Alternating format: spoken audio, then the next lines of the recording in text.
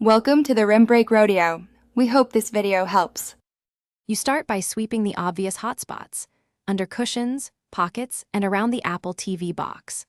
Once done, clear surfaces and shine a light into gaps. Small remotes hide in plain sight.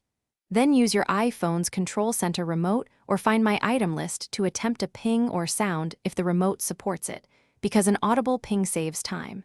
Make sure nearby chargers or cables aren't hiding it, and keep the room quiet to hear any tones clearly. Once you confirm the Apple TV still responds to your phone, narrow the search by retracing your last actions and routes, which couch cushion you used where you grabbed snacks or carried the remote. Make methodical sweeps. Move cushions, check under rugs, inside laundry baskets, and behind furniture legs while scanning with a flashlight. If the Apple TV accepted commands from your phone, focus near that TV and adjacent rooms. Remotes often fall nearby. Keep testing the TV occasionally to detect movement when you shift items. If you still can't find it visually, finish by attempting a software fix. Go to Apple TV settings, remotes and devices, and try to repair a lost Siri remote or check battery status. Make sure to charge or swap the battery. Low power can mimic disappearance.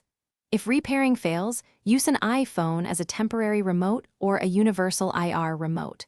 Troubleshooting tip: if nothing works, power cycle the Apple TV and reattempt pairing. Sometimes Bluetooth needs a reset to reconnect. Thanks for watching. Consider subscribing if we helped you.